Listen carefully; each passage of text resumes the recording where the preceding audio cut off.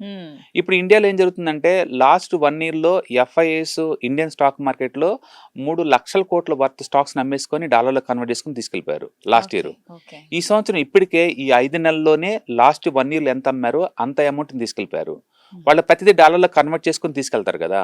దాంతోటి రూపీ మీద బాగా ప్రెషర్ ఎక్కువైంది. రైట్. రూపీ బాగా డ్రాప్ అయింది. లాస్ట్ 1 ఇయర్‌లో హ్మ్. ఆల్మోస్ట్ 10% దాకా డ్రాప్ అయిందనమాట. హుహు. ఇప్పుడేందంటే వాళ్ళ ఎఫ్ఐఐ సెల్లింగ్ ఎక్కువవుతుంది. అటు క్రూడ్ ఏమో రోజు రోజుకి స్పైక్ అవుతుంది.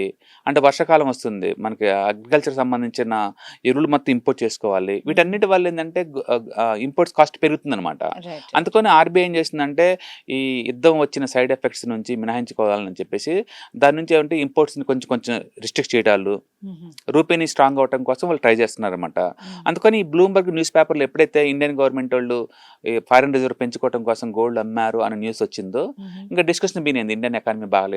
ఇండియాలో ఇదవుతుందంట. ఏమో అది ఇదని. అయితుంది. ఏదో మన ఆర్థిక పరిస్థితి చాలా క్షీణించింది. క్షీణించిపోతుంది అలా అని. అనేసి. దానికి తోడు ఏందంటే ఈరోజు అమెరికా వాళ్ళు మళ్ళీ లేబర్ లాస్ ఎక్కడైతే వైలేట్ అవుతున్నాయో ఆ కంట్రీల మీద 10-12.5% టాక్స్‌లు ఎత్తన్నామని చెప్పారు ఓహ్! అమెరికా వాళ్ళు. హ్మ్. మళ్ళీ ఆ గొడవతోటి, ఈ గొడవతోటి మొత్తానికి ఇండియన్ స్టాక్ మార్కెట్ ఈరోజు మార్నింగే సెన్సెక్స్ అయితే కుదేలేదు. 1000 పాయింట్లు డౌన్ అయింది. And oh! నిఫ్టీ అయితే 300 పాయింట్స్ డౌన్ అయింది. ఓకే. తర్వాత సెంట్రల్ గవర్నమెంట్ వాళ్ళు గోల్డ్ మీద క్లారిఫికేషన్ ఇచ్చిన తర్వాత మళ్ళీ రికవర్ అయ్యి ఇప్పుడు ఓకే. 100 పాయింట్స్ దగ్గర క్లోజ్ అయిందనమాట నిఫ్టీ. ఓహ్!